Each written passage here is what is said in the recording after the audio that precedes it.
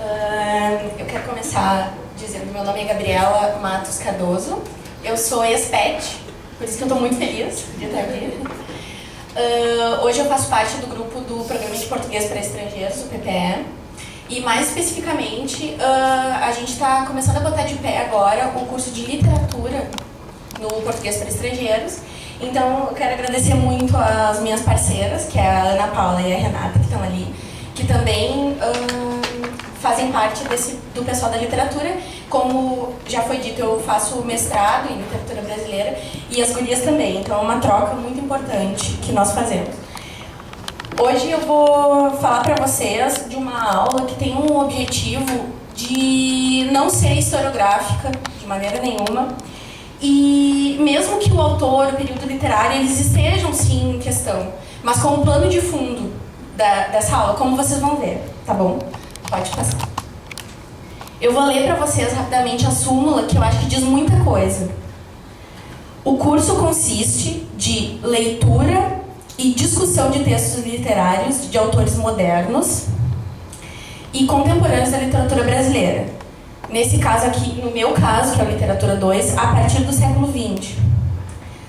Através da análise dos textos, busca-se a reflexão sobre aspectos da cultura brasileira, discussão sobre a forma como temas da realidade são representados e uma comparação dessa realidade com a cultura do aluno, identificação e análise de aspectos relevantes do texto literário, como caracterização dos personagens, posição do narrador, contexto criado na história, tipo de linguagem utilizada, aperfeiçoamento da língua portuguesa através da leitura e da escrita, análise do uso da língua no texto e do papel dos recursos linguísticos para a atribuição de sentidos do texto, e desenvolvimento da habilidade oral através da exposição de opiniões, interpretação e argumentação.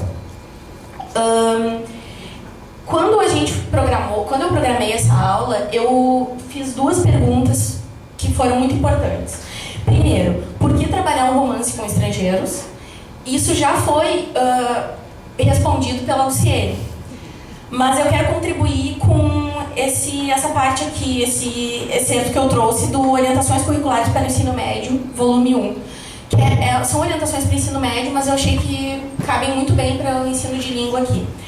Embora concordemos com o fato de que a literatura seja um modo discursivo entre vários, o jornalístico, o científico, o coloquial, etc., o discurso literário decorre, diferentemente dos outros, de um modo de construção que vai além das elaborações linguísticas usuais, porque de todos os modos discursivos é o menos pragmático, o que menos visa a aplicações práticas.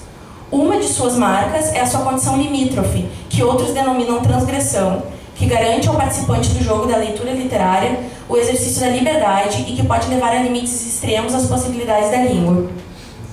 Esse aqui é um porquê bem pequenininho, tá, gente? Porque o porquê vai ser discutido por professores muito melhores do que eu. Mas hoje eu vim aqui mostrar para vocês o como, afinal de contas, porque eu estou na apresentação de práticas, tá? Então, pode adiante.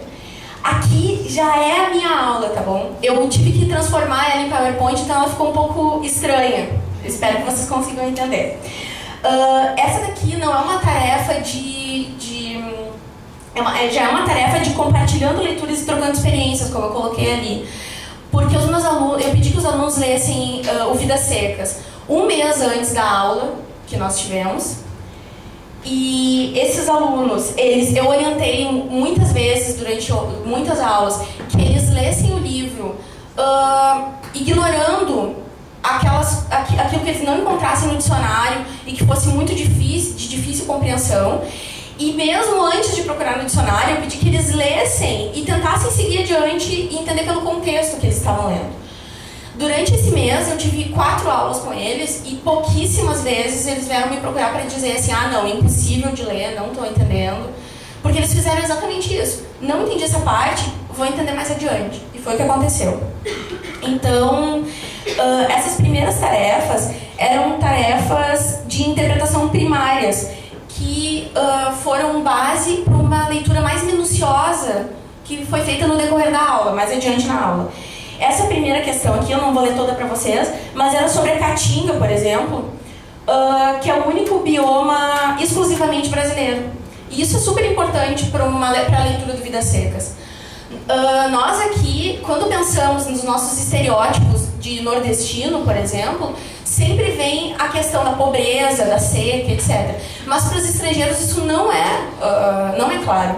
Quando eu falei, quando eles leram isso e a gente discutiu, e eu mostrei, por exemplo, essa imagem aqui, os alunos ficaram impressionados, porque quando se fala em Nordeste, se pensa em praia. Então já foi uma surpresa. Pode passar. Além disso, nessas questões do início do trabalho, elas falaram sobre a linguagem concisa do texto, sobre questões sobre o Nordeste, sobre o clima e também sobre o título. Afinal de contas, o que significa Vidas Secas? Pode passar. Eu resolvi trazer esse quadro, Retirantes, do Cândido Portinari, porque primeiro achei que eles não conheceriam. Depois achei que contribuía para a divulgação da pintura brasileira entre os estrangeiros. E depois que adiciona uma imagem àquilo que eles leram. Então achei que seria bem útil. Pode passar? Essa última questão aqui eu acho super importante. Ela ainda é da primeira parte, tá? Era uma questão em grupos. Os alunos teriam que sortear um capítulo, porque os capítulos do Vidas Secas são capítulos contando a história dos personagens em separado. Então, os alunos conseguiriam partir da leitura inicial que eles fizeram, da leitura individual em casa, para aqui começando a ser uma leitura coletiva, começando a discutir com os colegas. Isso era super importante porque os alunos falaram sobre trechos que eles gostaram, começaram a esclarecer os problemas de vocabulário, as expressões desconhecidas, e essa é a parte mais relevante, digamos assim, do estudo do texto dessa minha aula, tá?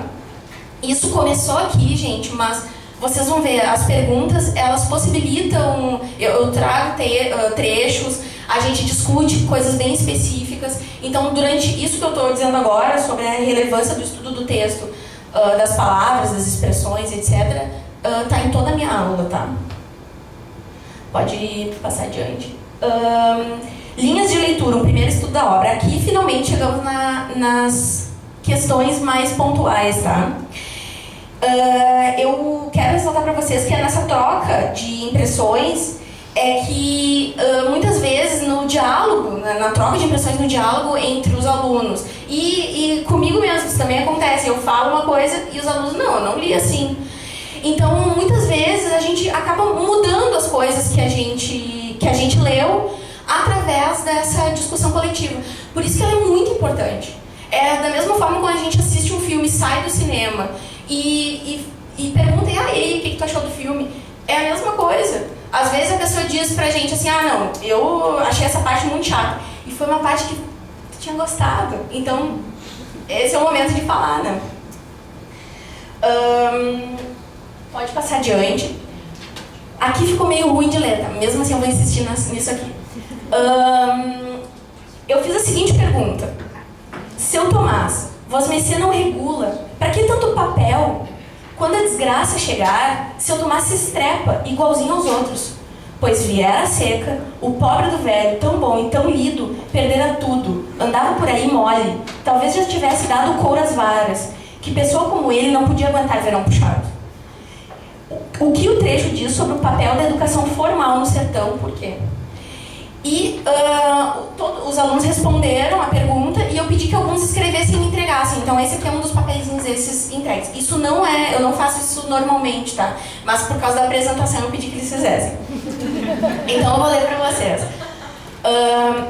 Quando a desgraça, com chegada de épocas secas, ninguém tem força para resistir ou sobreviver deste desastre.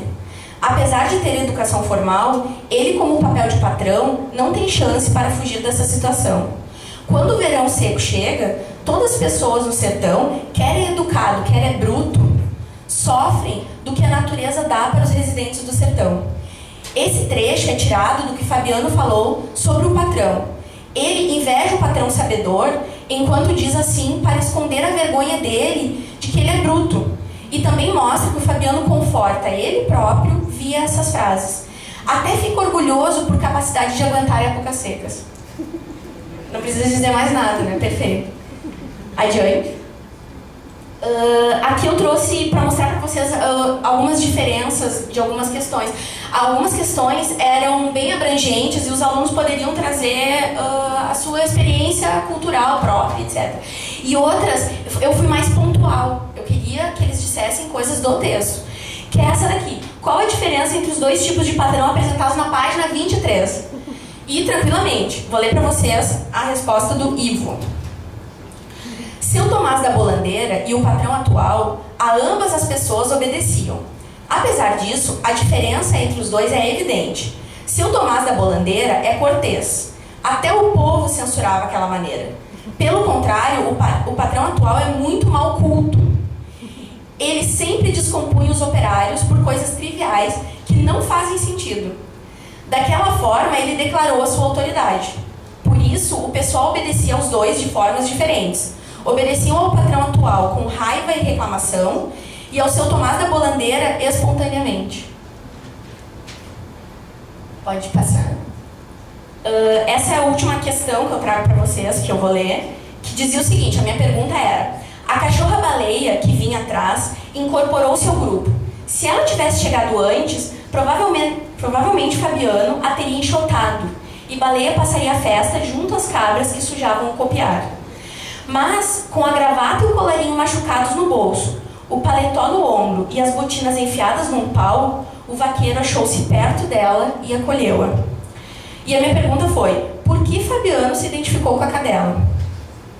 E a Mônica respondeu o seguinte: nesse momento, Fabiano estava descalço, meteu as meias no bolso e tirou outras roupas para evitar serem sujadas. E a cachorra nunca tinha roupas, e estava junto às cabras sujas. Por isso ele achava que não existiam diferenças entre eles, e mais parecia um bicho do que homem. Então Fabiano identificou-se com a cadela. Pode passar. Eu não vou ler essas outras questões por falta de tempo, tá? Pode passar de novo. E essas aqui também. Mas é importante mostrar para vocês que essa aqui é um momento de tensionar os padrões. Todas essas perguntas, elas visam essa tensão entre os padrões, entre os lugares comuns, entre as experiências, o repertório, a própria cultura do aluno. Então, o tempo inteiro, eu tenho alunos chineses, eu tenho uma aluna italiana, alemã, francês. Então, o tempo inteiro, os alunos colocam em xeque a sua cultura em comparação com a cultura do outro. Tá? Pode passar. A minha produção textual, essa parte aqui tá uma injustiça, na verdade, porque as minhas produções são bem mais criativas do que essa. Mas calhou de eu querer mostrar essa aula para vocês, e essa daqui é mais quadradinha. Nós estudamos anteriormente um gênero parecido com esse, que foi a leitura de um texto da Bravo sobre o modernismo. Então eu queria que eles escrevessem bastante, então optei por esse, mais quadrado, tá bom? Que é o seguinte: você deve escrever uma análise do romance, enfocando o aspecto que selecionar da lista abaixo. Seu texto deverá ser escrito como um artigo simples, de divulgação da literatura brasileira no seu país. Pense que será publicado em uma revista que dá espaço para críticos iniciantes que fazem análises literárias de textos estrangeiros. Então, essa foi uma tentativa de fazer com que eles compreendessem mais ou menos o público deles e conseguissem adequar o texto. Eu não vou ler todas as questões para vocês, mas foi uma preocupação minha. Afinal de contas, é um livro, eles leram todo o livro e pode ser, com certeza, que eles não entenderam uma parte ou outra. Então eu criei 4 possibilidades para que eles escolhessem a que eles se sentissem mais à vontade. A primeira possibilidade aqui é para falar sobre a infância no sertão, e eles tinham que trazer, né, elementos da cultura deles. Essa parte aqui foi escolhida por 80% dos alunos, até porque 80% dos alunos são chineses, e eles escolheram essa parte porque eu vinha trabalhando já há bastante tempo sobre infância. Esse era o bloco temático. Então eles se sentiram super à vontade para escrever sobre isso, porque eles já tinham lido vários textos sobre infância.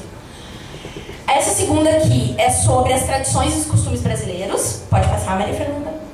Essa terceira aqui, sobre o Fabiano em comparação com outros personagens como o Soldado Amarelo, o Fiscal da Prefeitura e o Fazendeiro. E a última é uma comparação entre a Baleia e o Fabiano. Surpreendentemente, muito bom. Eu tive textos de todos esses grupos. E eu quero... Pode passar. Eu não vou ler tudo isso aqui para vocês, só vou ler aquele lá de cima, que diz o seguinte. Essa aqui é uma aluna chinesa, tá? Os pais eram ocupados em sobreviver. Por isso, eles não tinham tempo para lhes dar mais carinho. Isso tem algumas semelhanças com as crianças das grandes cidades hoje em dia. Os pais delas são sempre ocupados em trabalhar e em sobreviver nas competições radicais, deixando os avós tomarem conta das crianças. Por isso, sempre falta às crianças o carinho dos pais. E agora eu escolhi mais um. Essa é a aluna chinesa. E agora, pode passar, Maria Fernanda. Eu escolhi... Pode passar de novo. Eu escolhi esse aqui da aluna alemã, para vocês verem a diferença. Durante todo o romance, a falta da linguagem do Fabiano e sua família tem um papel bastante importante. A família apenas sabe se comunicar. Nenhum deles prestava atenção nas palavras dentro, página 64. A linguagem também não tem o poder de mudar a situação, que é caracterizada por fome, tristeza e solidão. No mundo da seca, as palavras têm poder, se não a seca em um fato necessário, página 10. Apesar disso, Fabiano tem uma certa admiração pelas palavras difíceis, que desde logo não parecem ser muito mais do que joia. Admirava as palavras, página 20. E com isso eu termino a minha aula, querendo dizer para vocês que assim, é impossível falar de uma aula de 6 horas em 20 minutos, então foi assim, né, correndo. A experiência do PPE é uma experiência muitíssimo diferente da escola. Eu dei aula ano passado para o ensino médio e, infelizmente, eu tinha 1 hora por semana para ensinar literatura. O que isso causa? Com um cronograma super apertado, um terceiro ano revisional, eu ensinei parnasianismo em 1 hora. Nesse dia eu saí chorando da sala. E eu não ensinei nada para eles. Então, essa diferença entre as duas experiências é algo gritante. Aqui, os meus alunos da escola liam também textos, livros. Só que acontecia com isso, livros obrigatoriamente do vestibular e livros que eram trabalhados em 1 hora, para, obviamente, visando a prova na semana seguinte. Então, é isso. Muito obrigada.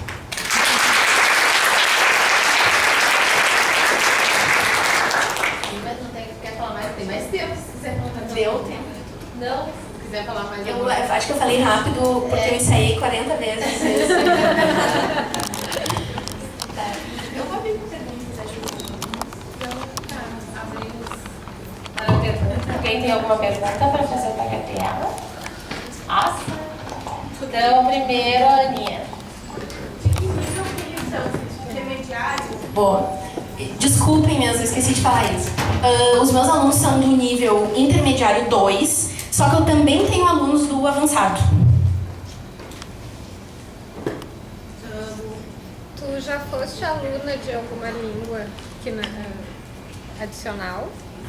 Eu fui aluna de um curso livre de inglês. E essa experiência está te provocando Como assim? reflexões sobre a tua experiência de aluna e como é que a literatura enriquece uma experiência assim? Sim. Fala sobre isso. Quando eu aprendi inglês, claramente foi aquela coisa de manual, assim. Chegar lá, frases soltas, eu repito, a gente copia, coisas desse tipo. Quando eu cheguei... Mas pra que eu fiz esse curso de inglês, afinal de contas? Foi isso que eu me perguntei. Eu fiz esse curso de inglês pra ler inglês. E isso acabou... Não é que não... Isso me ajudou muito. Eu consigo, mais ou menos, ler inglês. Só que, talvez se eu tivesse encarado leitura de textos de mais fôlego em inglês, hoje o meu nível de inglês podia ser muito diferente. É isso. O William. Ai, vocês me deixam nervosa. Eu queria te perguntar como é que você chegou ao livro Vidas Secas, por que você escolheu ele? Tá. Não dá pra mentir aqui e dizer que essa não é uma escolha arbitrária. Ela é. E afinal sou professora. Escolhi, né? Só que a ideia foi, quando a gente começou a pensar o curso de literatura, nós dividimos esse curso em 2 partes. Então eu fiquei com os textos depois do século XX. O que eu imaginei? Eu queria algo que fosse bem difícil, que tivesse uma linguagem difícil, mas que fosse possível e que trouxesse reflexões muito mais importantes sobre a cultura brasileira, por exemplo, do que questões não mais importantes, mas bem diferentes do que eles conheciam. Então, os meus alunos, eles vão ler 3 textos de fôlego, digamos assim. Fora contos, artigos como esse que eu citei da Bravo. Os meus alunos leram um roteiro de filme. Os meus alunos, um roteiro de filme, um roteiro de curta. Trabalharam com música. Tem muita coisa. Mas os textos de fôlego são 3. Um deles é o Vidas Secas. O segundo é o Perdoe-me por Me Traíras, do Nelson Rodrigues, que está sendo um escândalo. E o último é o Rubem Fonseca, o Feliz Ano Novo. Essa escolha, gente, não achem que eu só quero chocar os meus alunos chineses, por favor. Essa escolha, ela foi feita porque nós selecionamos temáticas importantes lá no começo. Que seriam norteadoras.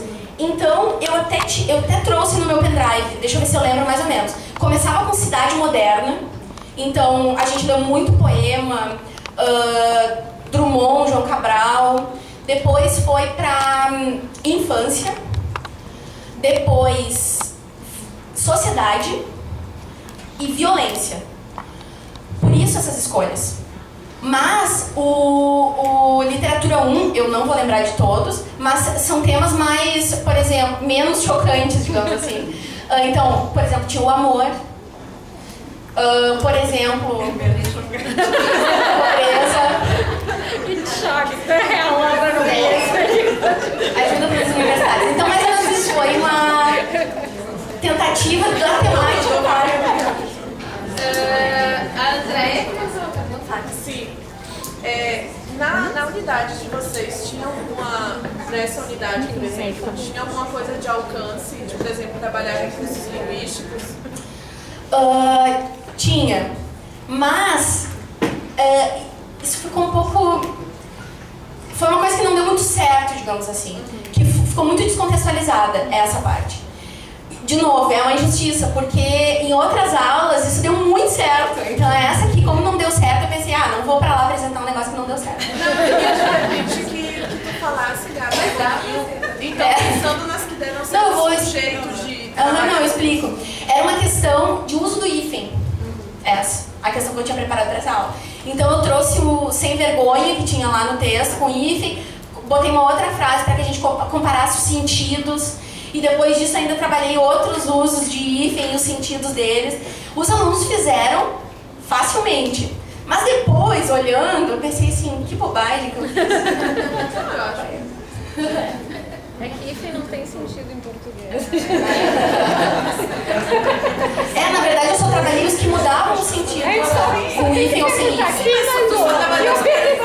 Que era importante, tá certo? Mas tá ótimo. Tá certo. Você consegue imaginar você aplicando isso nos seus aluninhos no ano passado? Com tempo, muito. Se eu tivesse tempo em sala de aula, isso aqui, com certeza eu conseguiria trabalhar com eles. Só que é aquilo que eu falei pra vocês, a escola não permite isso. Não tem tempo. Vocês viram Vocês viram as minhas perguntas ali. Elas são perguntas que trazem, sim, questões possíveis para alunos de ensino médio. Mas o tempo assim seria o quê? 4 encontros? Depende. Os meus encontros de 1 hora, essa aula aqui durou 6 horas. Num dia? Um dia e meio. E a produção é feita durante a aula? Não. Essa aqui eu pedi que eles fizessem em casa. Algumas são feitas durante a aula. Depende do que a gente trabalhou, do que eu vou pedir para eles. Por exemplo, aquela que eu falei sobre o roteiro, a gente assistiu o Pulso, o o curta. E aí depois disso a produção era um pequeno roteiro, baseado naqueles que eles tinham lido. E isso podia ser feito em grupos, então eu permiti que eles fizessem, eu quis que eles fizessem em áudio. Então depende do que Eles leram todo o VDC? Leram todos. Todo o No VDC. ensino médio, você imagina que leria? Eu acho que sim. É aquele negócio, Daniel, que assim, ó, se eu pedir para um aluno ler o Vidas Secas e atirar o livro nele, sem ajudar, sem contextualizar, não vai dar, né? Mas contextualizando, aliás, a prova de que dá para um aluno de ensino médio é que os meus alunos estrangeiros encararam e foi 100%. Lá atrás tinha alguém. Sucesso! Quem? A Márcia. Não, e a minha pergunta quando tu fala da 1 hora, literalmente, é o que se faz com o que se tem.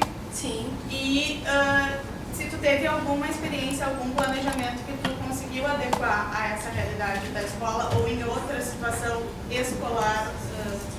É que acontece uma coisa comigo, né? Eu dei aula todo no ano passado, o ano inteiro para o ensino médio, e entrei no mestrado e saí do ensino médio e entrei no PPE. Então, eu não consegui fazer isso porque eu não voltei para a escola, né? Então, eu não fiz. Mas eu acho que com planejamento, se isso, por exemplo, fosse um projeto de vários professores, por que não daria certo? Essa parte da caatinga, por exemplo, talvez eu não precisasse trabalhar se o professor de geografia, se algumas coisas ali sobre o sertão, se o professor de história entrassem também no jogo, né? Então, se isso fosse é uma coisa que eu imagino, né? Eu não fiz. Mas se isso fosse dividido entre outras disciplinas num projeto, eu acho que daria certo. Não, o que eu ia falar, galera, é exatamente isso que tu falou agora. Eu acho que a gente tem essa tendência a demonizar o ensino médio e tal, com essa coisa da grade curricular muito ampla e com esses objetivos, né, muito formais, assim. Mas a gente também tem que entender que a nossa postura como professor, eu vejo isso muito na própria postura do professor de ler, é achar que tu tá sozinho. E às vezes tem essa postura individualista também, não é uma questão só de achar que tá sozinho, mas é individualismo. Então chamar os colegas para discutir e assumir aquele projeto como teu também, né? E às vezes até tendo que coordenar os colegas, né? Vamos lá, vamos fazer isso aí. Isso aí que tu falou é perfeitamente possível, né? Já tive experiências assim que esse teu projeto ele é cria um eixo intertextual, assim, tu pode trabalhar, inclusive com estilos de época diferentes, né? Então tu acaba promovendo o encontro com o currículo, né? Ao mesmo tempo tu está para dentro e para fora do texto, como o professor falou antes, né? E é fundamental que tu tenha realmente essa parceria com os alunos, com os colegas, com os professores. E essa coisa do projeto a longo prazo, pensar que vai perder tempo na comunidade. E na verdade então não tem uma pergunta, só mais uma provocação. E eu acho que é legal a gente pensar assim, a gente vai estar aqui até o final do dia pensando em práticas de ensino e tal. É legal a gente pensar também nessa questão burocrática também, que é importante a gente reivindicar o espaço do planejamento, né? A grana que isso também gera, porque isso também é uma questão importante, né? A gente tem falado muito sobre essa questão do planejamento dessa classe, então também é importante pensar nesses horários, encontros com os colegas e assumir essa responsabilidade, porque às vezes os colegas realmente demoram para engatar no projeto e tem que chamar o cara. Quando tu consegue é riquíssimo. Essa experiência que tu falou, chamou professor de sociologia, geografia, história, etc. Isso eu acho que é ideal e é fundamental pensar um projeto de leitura a longo prazo. Pedro.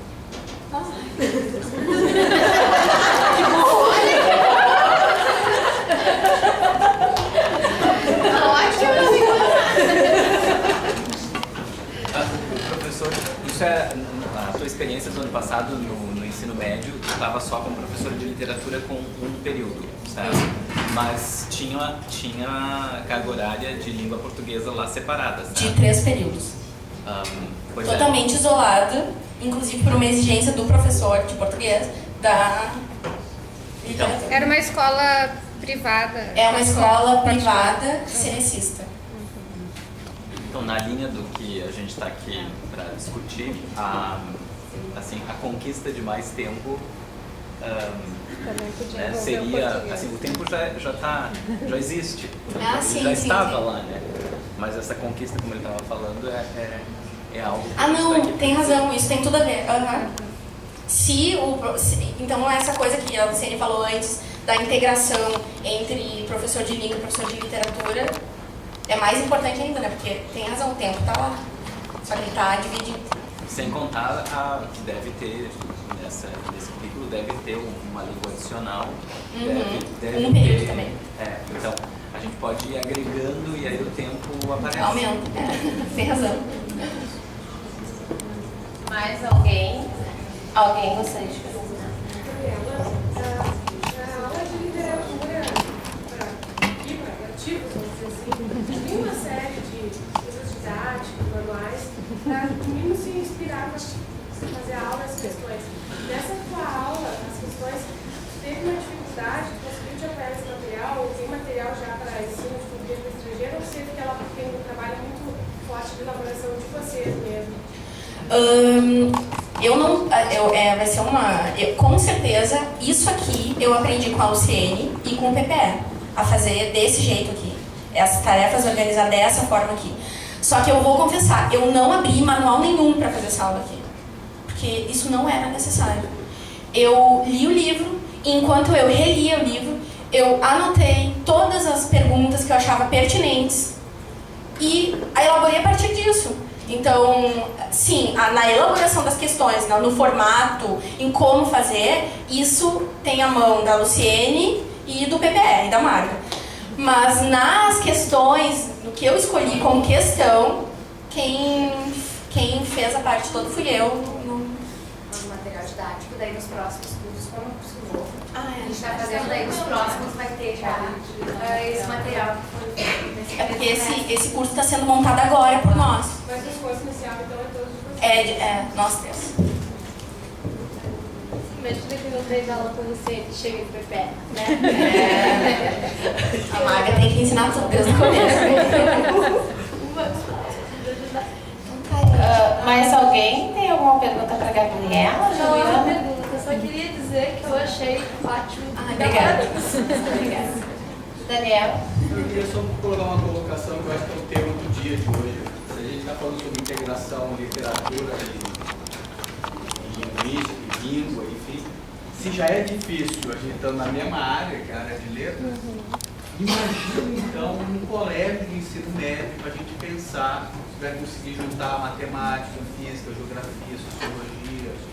Então, assim, lógico, não quero passar um ar aqui pessimista, até porque também esse ano eu estou realmente em um colégio, né, dando aula em colégio.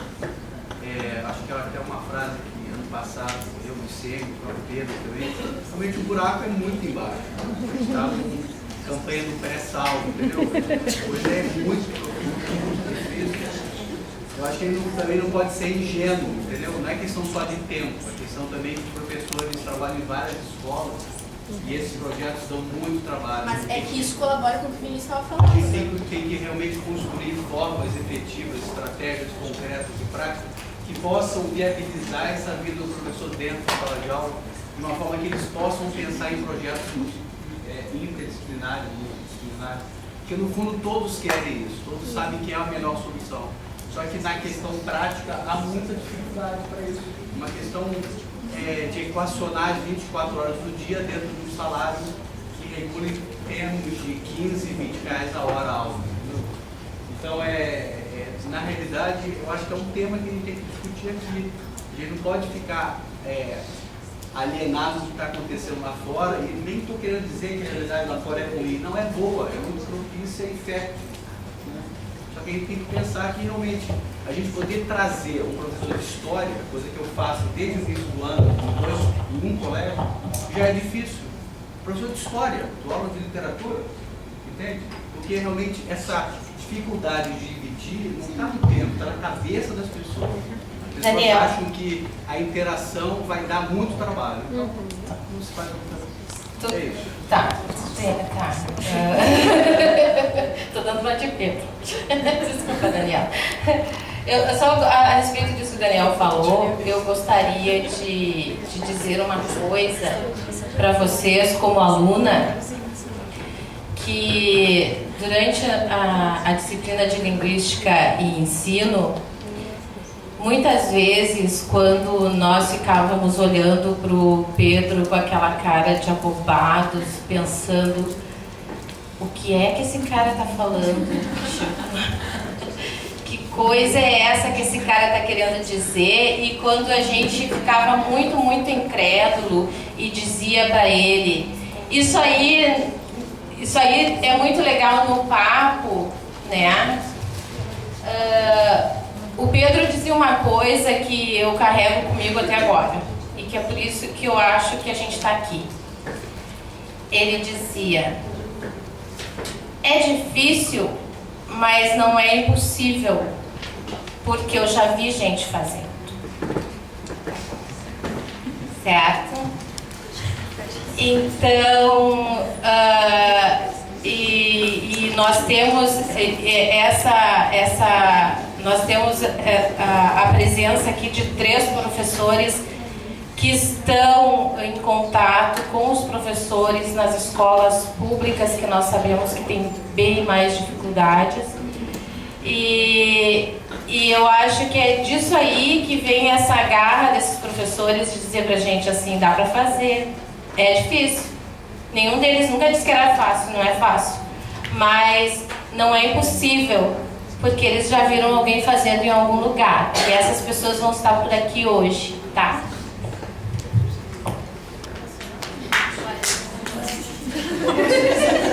Professora de escola pública, eu tenho 40 horas no município de Porto Alegre. Em primeiro lugar, eu achei ótimo o teu trabalho.